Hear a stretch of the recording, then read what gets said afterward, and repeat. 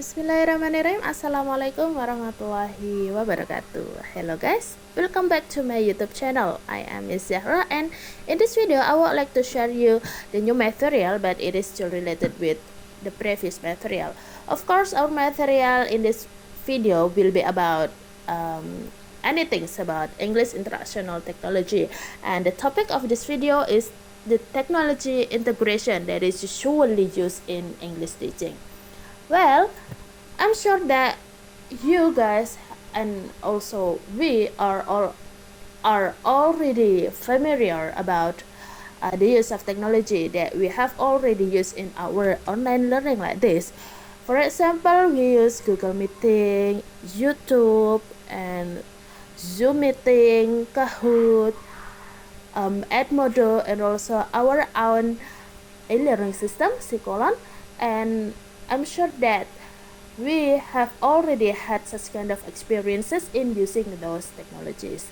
So in this video, I would like to focus our topic that is about what to do, what should be done as a teacher, as an English designer. So our perspective here is not as a student, but here we act as teacher, as instructional designer. So what are things that should be done in designing an instruction in which the technology is integrated like that? And the second, we also try to make a perspective about why is it important to use technology in our English teaching, and then what kind of aspects should be considered in our English teaching in order to be able to integrate the technology. And the last one is how to select the most appropriate, suitable, that can fit the students' needs in using the technology in our English teaching. Alright, so that's all about the introduction. Now let's move to the next slide.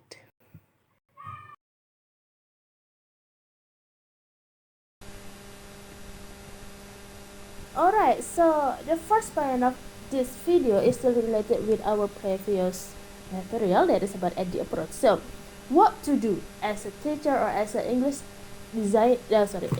instructional designer is related with EDI approach. So this is actually the approach that is usually applied for instructional designer in designing their instruction, because it is considered as the most effective way in order to be able to help students to cope their problem in learning.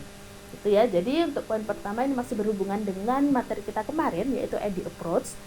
Sebenarnya ada banyak approach ya teman-teman dalam instructional design, tapi EDI approach ini yang dinilai yang paling efektif dalam membantu siswa menyelesaikan atau menyelesaikan masalah atau menghadapi permasalahannya dalam pembelajaran gitu ya. Jadi the approach is the most effective approach to be applied. Okay, I'm sure that you guys have already had good understanding about EDI approach.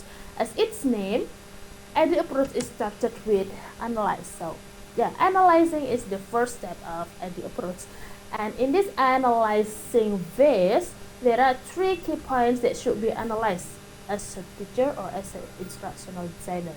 The first is analyzing the need of the students, and the second, we should analyze the target of the learning, the goal of the learning.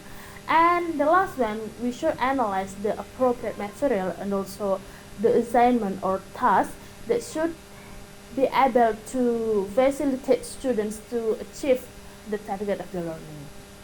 Jadi untuk fase analisis pertama ini adalah fase pertama dalam EDI approach. Yang pertama dilakukan adalah menganalisa students needs. Nah, dalam menganalisa students needs ini nanti akan berhubungan dengan the students problem ya. Masalah apa sih yang dihadapi siswa selama pembelajaran? Nah, sehingga mereka akan menemukan needs-nya gitu ya. Nah, students needs atau students problem during learning ini nanti juga akan berhubungan dengan the gap of the learning. Nanti kita akan bahas di slide berikutnya ya teman-teman. Nah, setelah kita menganalisis the students need, and then we set the goal, kita membuat goal atau tujuan ya. Makanya perlu banget buat kita untuk menganalisis target pembelajaran. Target pembelajaran dari instruction kita itu apa sih? Setelah kita mengetahui kebutuhan siswa itu adalah misalnya A, nah maka kita harus set the goal of the learning yang harus sesuai dengan kebutuhan siswa gitu ya. And then after that we analyze the material and also the assignments or tasks which is suitable, and moreover it can facilitate students gitu ya. Selanjutnya yang kita analisa adalah materi dan juga tugas yang sekiranya bisa membantu siswa ya dalam mencapai target belajar. Okay, so these 3 key points should be done in analyzing phase. Nah, 3 poin penting ini harus kita lakukan dalam fase analisis. Oke, itu yang pertama. And after analyzing those key points, it is time for teacher or for instructional designer to make a design. Nah, setelah itu waktunya kita mendesain ya. Setelah kita tahu kebutuhan, target belajar atau tujuan belajar, kemudian kita juga sudah menganalisis materi dan juga tugas yang sesuai dengan kebutuhan siswa. Selanjutnya kita mendesain. Nah, pembelajaran kita nanti akan seperti apa sih, gitu ya. Jadi in designing phase we make such kind of maybe the more detailed information about the indicators of the goal, and also we make detailed information about the material as well as the procedure of the learning. Nah, dalam designing ini nanti kita semacam membuat reng-rengan gitu loh guys. Nah, reng-rengan ini nanti isinya mengenai indikator. Jadi misal tujuan pembelajarannya itu students can improve their speaking skill. Itu kan tujuan pembelajaran. Nah, setiap tujuan pembelajaran ini ada indikator. Indikator itu apa sih, Miss? Indikator itu adalah ciri-cirinya ya, ciri-ciri bahwa tujuan ini tercapai. Misalnya, tujuannya tadi kan students can improve their speaking skill. Indikatornya apa sih? Kalau speaking skill student itu improve, yang pertama, they have better pronunciation, they have richer vocabulary, they have better use of grammar correctly, they can use grammar correctly. Nah, jadi ini adalah indikator, ada indikatornya gitu ya teman-teman. Jadi dalam desain ini kita harus membuat informasi yang lebih detail mengenai yang pertama tadi ya, mengenai tujuan pembelajaran. Jadi kita membuat indikator bahwa tujuan itu tercapai adalah apa sih. Nah, itu kita buat. Nah, setelah berhubungan dengan tujuan pembelajaran, kita juga akan membuat informasi yang lebih detail mengenai materinya ya. Nah, materi ini nanti bisa berupa reng-rengan materi yang akan kita ajarkan, kemudian prosedurnya nanti seperti apa. Nah, kita buat dalam desain ini. Gitu. Nah, setelah kita melakukan raw design ya, atau desain mentahnya, and then it's time for us to develop our design. Nah, in this phase, we are supposed to be able to, to consider what kind of technology, what kind of supporting media, supporting method that can be used in order to be able to make students easier in learning, gitu ya. Jadi dalam development ini kita mengembangkan desain kita, dan kita nanti akan mempertimbangkan, kita akan mengconsider mengenai teknologi, kemudian media pendukung apa sih yang bisa kita gunakan, alat peraga apa sih yang bisa kita gunakan sehingga ini bisa mempermudah siswa dalam belajar gitu. Jadi in this develop phase, nah di sini ini nanti yang kita akan melakukan consideration, pertimbangan ya, yang berhubungan dengan the plus and also the minus of using a certain technology kayak gitu. Jadi English Instructional Technology ini nanti akan kita lakukan di fase develop ini ya. Jadi kita nanti akan choosing or selecting the most appropriate technology that can be used in our instruction gitu ya. Nah, setelah develop, we are supposed to be able to implement what we have design, what we have developed ya. Jadi implement itu seperti kita take action gitu ya. Kita kayak apa ya istilahnya itu? Ya, take action. Jadi eksekusi dari desain kita itu ya di implementation. Jadi in the implementation we are supposed to be able to implement what we have designed. Jadi dari prosedur, dari materi itu kita implementasikan dengan menggunakan teknologi atau supporting medias that we have already set before in develop phase gitu ya. Jadi dalam implement itu kita nanti akan lakukan proses membelajarnya itu ya teman-teman sesuai dengan apa yang sudah kita desain dan apa yang sudah kita develop gitu ya. Nah, setelah kita selesai mengimplementasikan apa yang kita desain, selanjutnya kita mengecek apakah desain kita itu berhasil nggak sih, apakah tujuan pembelajaran itu bisa tercapai nggak sih. Nah, selanjutnya kita masuk dalam fase evaluate. Evaluate ini ya intinya adalah mengecek ya atau mengevaluasi apakah tujuan pembelajaran kita itu bisa tercapai atau tidak, dan apakah pembelajaran yang sudah kita desain itu sukses atau enggak. Nah, dalam evaluate ini, dalam fase ini nanti akan menentukan apakah desain kita berhasil atau tidak. Jika desain kita berhasil, kita sudah selesai di situ dan kita bisa mulai ke topik yang lain ya. Tapi jika desain kita gagal, nanti kita akan kembali ke fase analyze. Nah, jadi kembali lagi ke fase awal ya teman-teman. Dan dalam fase analysis yang kedua ini, kita nanti akan menganalisis lebih dalam mengenai apa sih kurangnya atau apa sih yang missing dalam pembelajaran kita, atau mungkin kebutuhan siswa apa sih yang belum tercover dalam desain kita kayak gitu. Dan setelah itu kita mengikuti fase-fase selanjutnya seperti tadi. Jadi gitu ya teman-teman. Jadi evaluation is very crucial in the end of the instructional design, because it will determine whether or not your design is successful. Ya, jadi evaluation ini memang sangat penting ya. Karena ini nanti akan menentukan kalian nanti harus mendesain ulang instruction kalian atau enggak gitu ya. Alright, so those are about what need to be done as a teacher or as an English instructional designer in designing an instruction, especially in designing English instruction ya. Nah, in terms of English instructional design, it is done in the develop process ya. Jadi untuk English Instructional Technology itu dilakukan dalam fase develop, di mana kita nanti akan mencari nih teknologi apa yang sesuai dengan desain kita gitu ya. Alright, so now we move to the next slide of this video.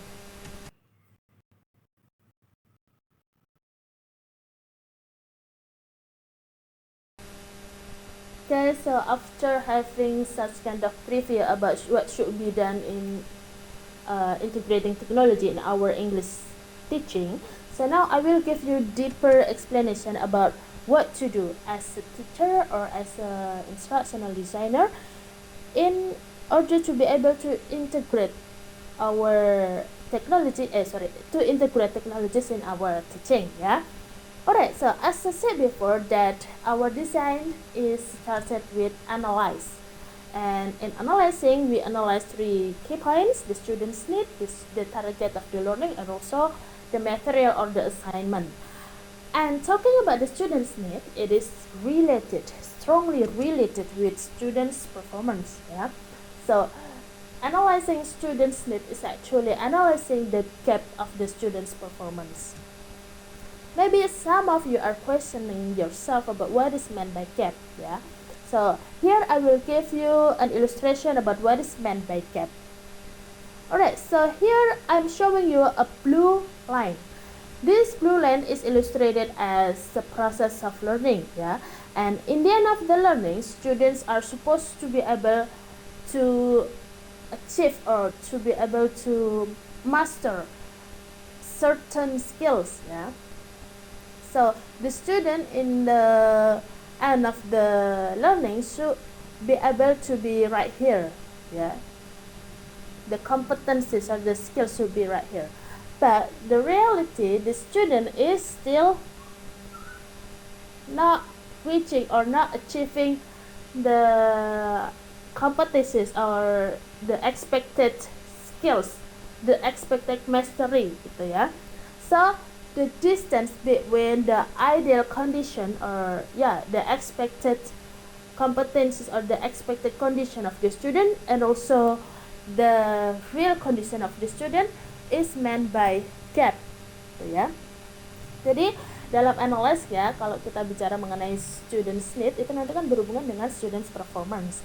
Nah, dalam menganalisis students need ini sebenarnya kita kayak menganalisis gap gitu loh teman-teman. Jadi gap antara ideal condition dari kompetensi dari siswa yang seharusnya dengan keadaan realnya. Jadi ini kan ada ilustrasi. Ilustrasi ini menunjukkan bahwa alright. Jadi ini adalah learning process of the student ya. Nah, setelah mengikuti learning ini, students itu kan diharapkan posisinya di sini.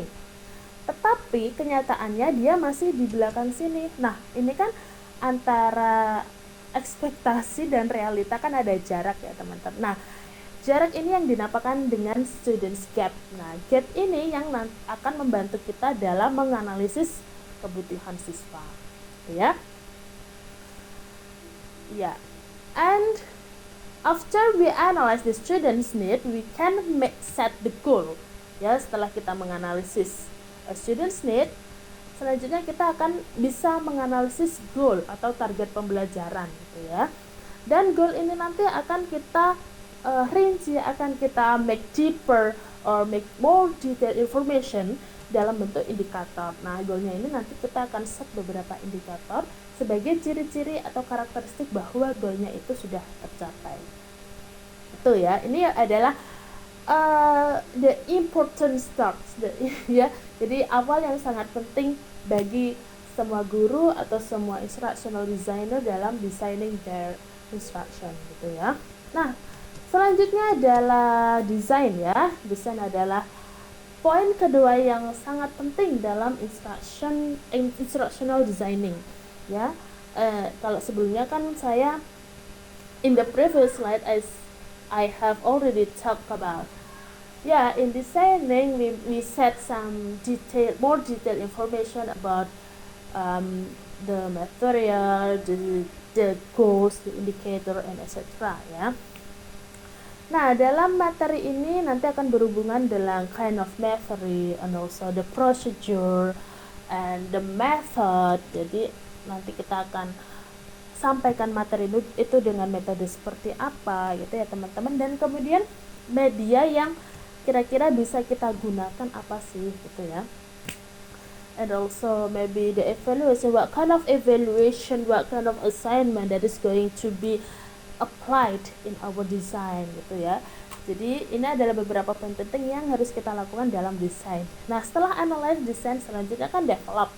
Saat develop itu kita mengintegrasikan atau memilih the most suitable technology that is going to be used in our instruction gitu ya. Kenapa sih harus memakai teknologi? Karena sebagai designer atau sebagai teacher ya, kita harus memiliki such kind of perspective bahwa teknologi ini harus bisa membantu siswa dalam mencapai target belajar ya. So I will show you an illustration here. Yeah, so this blue line is illustrated as a learning process, and ya jadi garis biru ini adalah kita gambarkan sebagai learning prosesnya ya teman-teman. Nah, kita kan tadi tahu ya bahwa kondisi awal siswa itu di sini. So ada beberapa ada kondisi siswa di sini ya teman-teman. Jadi belum mencapai target pembelajaran kan.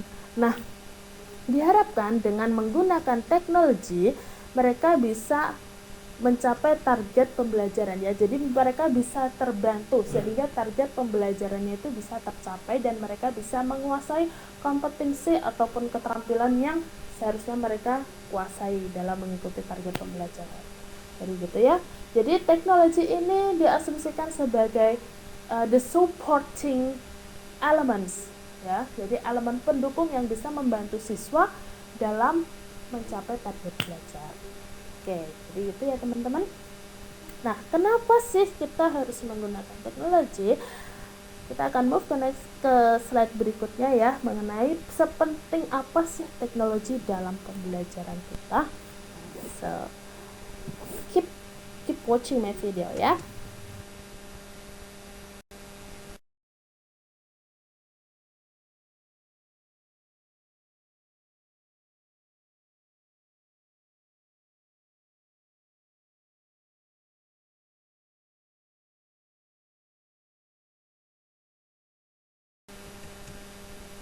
Alright, so now we are going to answering the big why. Yeah, why should we use technology? Why should we adapt technology? Why should we apply certain technology in our teaching? Ya, jadi kenapa sih harus pakai teknologi, Miss? Emang penting banget ya teknologi ya? Nah, sebenarnya ini sudah saya bahas ya dalam pertemuan kedua kalau nggak salah, mengenai pentingnya teknologi dalam English instruction. But here I would like to show you some results of research that have proof about the effectiveness of technology in terms of improving students' competence in learning, yeah. And here I will show you the what is that? The benefits are the positive side of using the technology in language learning, ya. Jadi ini nanti kita akan membahas mengenai manfaat-manfaat atau pentingnya teknologi dalam pembelajaran bahasa ya. Nah, kita kan bahasa Inggris, bukan mengajar bahasa Inggris ya. Okay, the first is the research from Hennessy, and it results that technology acts as a catalyst in motivating teachers and learners to work in new ways. Ya, jadi kan in using the technologies in our teaching process, learners becomes more autonomous, ya. And teachers feel that they should urge and support their learners to think and act independently. So this is what is meant by motivating teacher and learners to work in new ways, yeah, because the learner becomes more autonomous and the teacher feels like he or she need to be able to urge or to support the students so that the students can think and act independently, gitu ya. Jadi yang pertama adalah teknologi itu bisa berperan sebagai katalis dalam memotivasi guru dan juga siswa dalam bekerja dalam banyak cara yang baru, karena teknologi ini terbukti bisa membuat siswa menjadi students yang autonomous artinya adalah automatic, jadi tanpa disuruh. Jadi mereka memiliki kayak intuition, memiliki kayak insting, memiliki kayak curiosity gitu ya dalam belajar, sehingga guru nanti akan merasa kayak ada perasaan seperti kayaknya aku harus bisa membantu, mensupport dan juga memfasilitasi students so that my students can learn independently, gitu ya. Itu yang pertama. Yang kedua adalah the use of technology has changed the method from teacher-centered to learner-centered ones. Iya, ini terbukti banget ya teman-teman bahwa teknologi itu sudah mengubah cara mengajar guru yang semula adalah berpusat pada guru menjadi berpusat pada siswa. Kok bisa ya? Iya, karena teknologi itu kan membuat siswa itu menjadi lebih mandiri, lebih autonomus, lebih aktif ya. Sehingga pembelajaran yang sebelumnya itu berpusat pada guru, sekarang dengan menggunakan teknologi bisa berpusat pada siswa ya. Jadi student-centered learning atau learner-centered learning, it means that the learners or the students play an active role which can help to retain information, follow up discussion, involve more information, where learners become more independent. That's the thing. And learners can process new learner-student educational material and the language learning skills can increase. Ya, ini yang saya omong lagi tadi ya, bahwa dengan student-centered learning, the student atau murid kita itu nanti akan jadi lebih aktif dalam mencari informasi, dalam berdiskusi, dalam mengembangkan kompetensi mereka sehingga mereka jadi lebih mandiri gitu ya. Dan dengan student based atau student centered learning ini, materi kemudian their language learning skills itu juga bisa meningkat gitu ya teman-teman. Jadi ini adalah poin kedua mengenai pentingnya teknologi dalam language learning. And the third point is technology is a useful feature for language learning ya. Sangat penting banget ini adalah fitur yang sangat penting dalam language learning karena technology can provide the learner an equal opportunity to participate in language learning and communication. Nah, dengan menggunakan teknologi ini, nanti siswa ya memiliki kayak kesempatan yang sama dalam komunikasi, dalam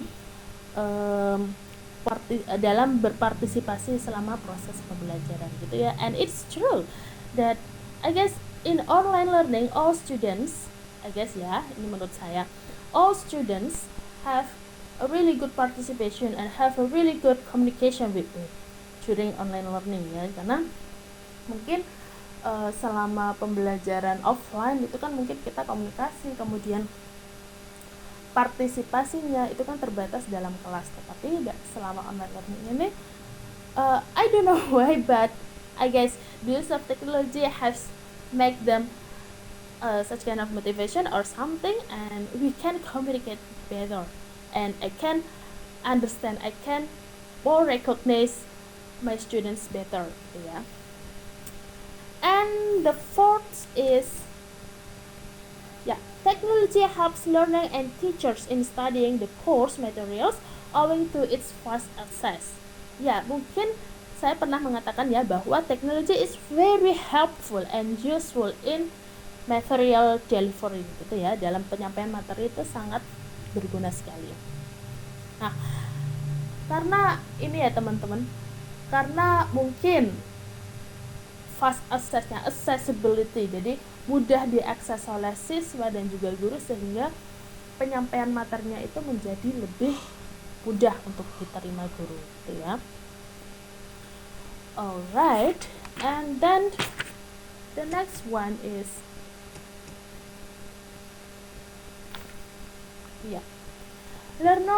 learners learning was improved by integrating technology into the classroom.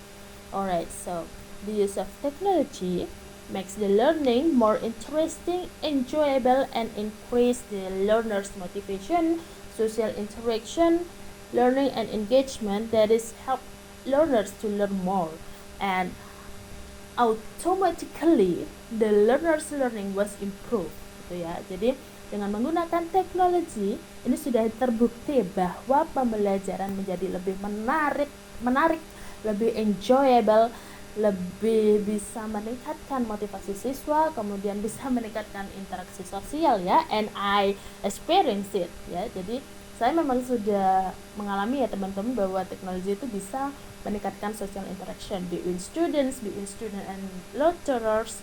Jadi antar siswa dan dosen gitu ya. And also it can improve the engagement. Jadi students itu lebih ke engage gitu, lebih istilahnya itu terinvolve dalam learning kita gitu, dalam teaching learning kita. And one of the impacts of using technology in the language classes is the increase in cooperation among teachers and learners, of course ya. When teachers allow learners to become assistants in the teaching process, it can increase the learner's confidence, and learners and create the changes to reinforce opinions and abilities already learned. Ya, jadi dalam penggunaan teknologi ya teman-teman, kan kalau kita pembelajaran menggunakan teknologi ya, itu kan bukan lagi guru sebagai the key point of the teaching learning process, as the subject of the teaching learning process, and the learner as the object of teaching learning process. Jadi kalau kita menggunakan teknologi integration itu kan siswa itu berperan sebagai teacher's assistant ya, bahwa karena dalam penggunaan teknologi ini memudahkan guru untuk menerapkan student centered learning, di mana students nanti menjadi aktif in the process of the learning, sehingga students tidak lagi berperan sebagai objek dari pembelajaran tetapi sebagai teacher's assistant ya. Nah, ketika students role as the teacher's assistant, ini akan meningkatkan semuanya, meningkatkan confidence-nya, meningkatkan their critical thinking, and also it can granted them to have such kind of opportunity to reveal, to deliver, to express their opinion to the students, sehingga secara tidak langsung ya ini akan meningkatkan the cooperation between students and learners, meningkatkan kerjasama antara students dan guru gitu ya, students and lecturers ya. Alright, so the next is in terms of the language skill, the use of technology can improve learners reading and writing skill ya. Ini khusus untuk the language skill ya, atau keterampilan bahasa. Jadi the use of technology itu bisa meningkatkan students writing and reading. Kenapa? Karena the use of technology in reading and writing are commonly friendly ya, jadi mudah gitu diakses. And learners can learn faster and more effective way compared to traditional teaching and learning. Ya, jadi dalam writing dan reading ya khususnya, itu ya, penggunaan teknologi itu bisa memudahkan siswa dalam meningkatkan reading and writing mereka. Karena dengan menggunakan teknologi mereka jadi bisa lebih sering ini loh teman-teman, lebih sering mempraktekkan, lebih sering mencari tahu. Jadi mereka juga lebih mudah untuk mengikuti kelas writing dan reading gitu ya. Mungkin teman-teman kan belum ya, nanti kalau kalian misalnya sudah PPL, and you will know that the use of technology in teaching writing and reading is more effective than the traditional way gitu ya. Nanti kalian akan praktekkan mungkin di tahun depan atau di semester depan ya, mengenai teaching atau PPL atau apa ya. Jadi nanti kalian setelah mempraktekkan, nanti you will know and you will understand that for reading and I guess for all language skills ya. Jadi untuk semua language skills saya rasa akan improve dengan penggunaan teknologi. Alright, so those are the reasons why technology are very important to be integrated, to be used in our English teaching. Now, we move to the next topic. That is about what kind of aspects should be considered in our teaching and learning process. Yeah? Or what kind of aspects should be considered in order to be able to choose the most appropriate or the most suitable technology to be applied in our class.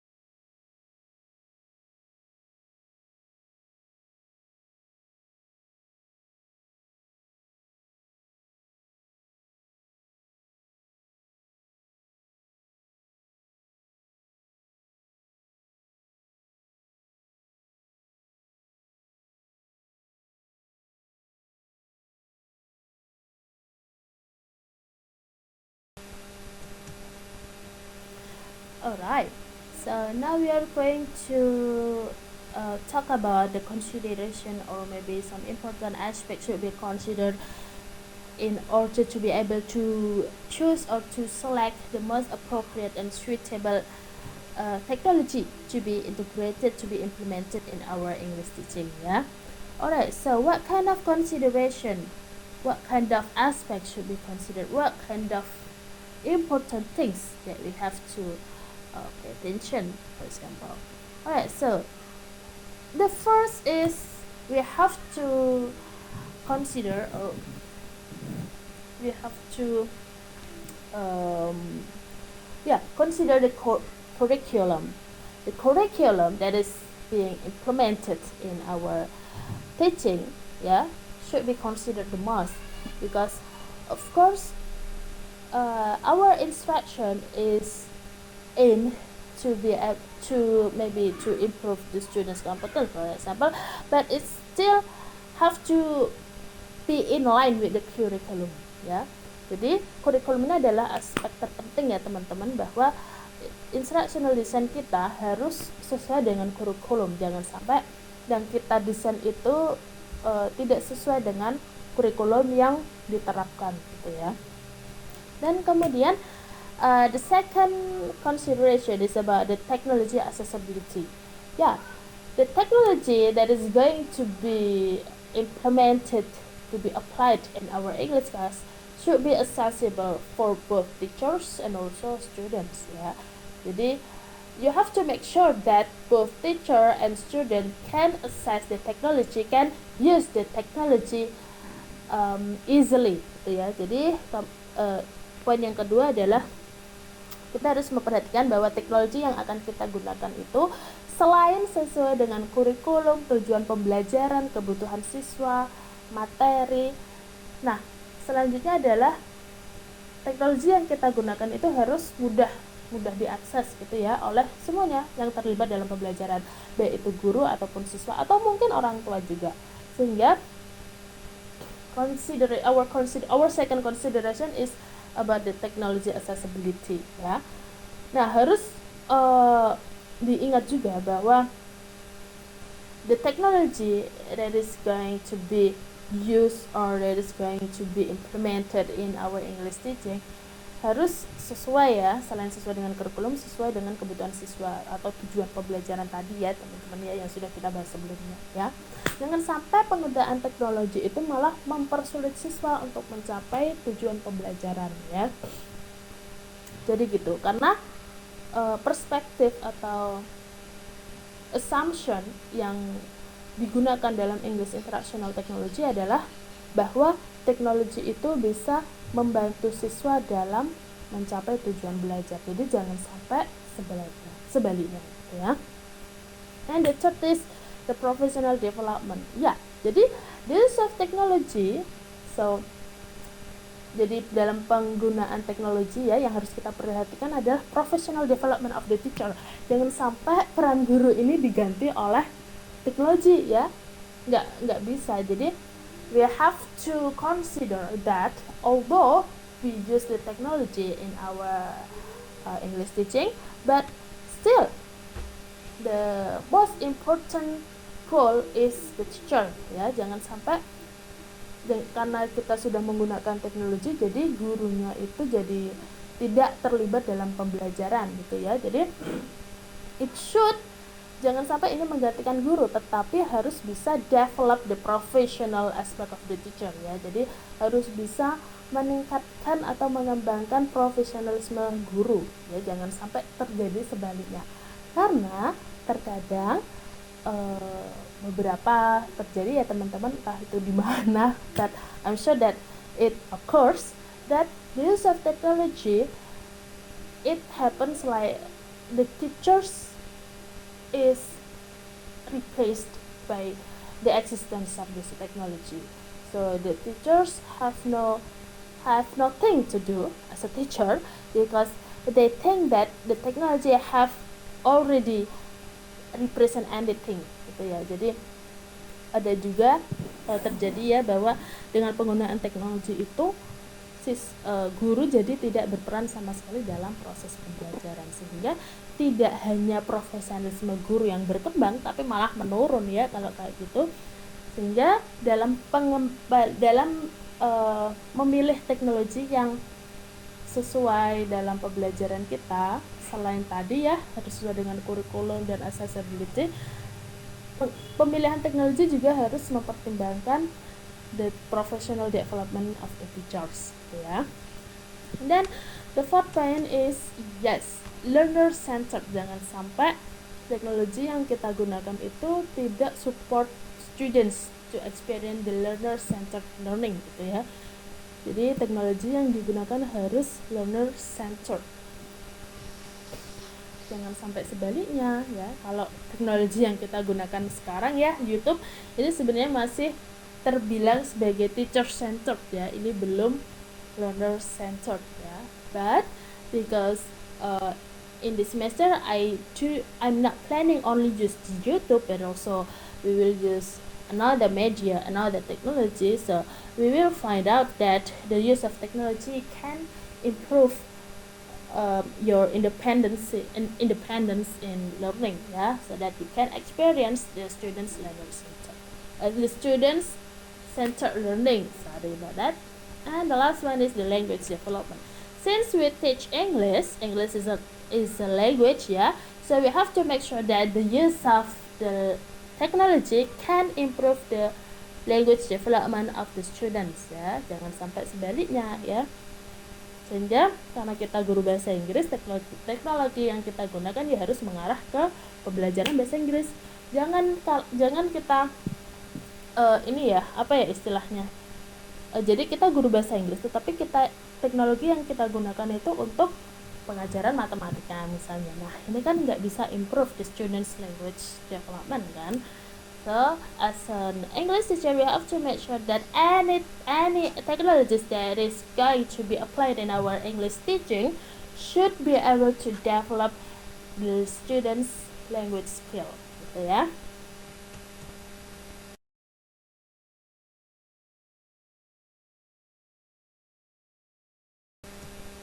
Well guys, this is the end of the video, and that's all the material that I can share to you through this video, and I hope the material can be very useful and beneficial for you guys in order to prepare yourself to be a good English instructional designer, where you can integrate any technologies to support your English teaching. Well, thank you very much for watching my video. Don't forget to subscribe, like, comment, and share so that this material will be beneficial to others. See you later and see you in the next video. Wassalamualaikum warahmatullahi wabarakatuh.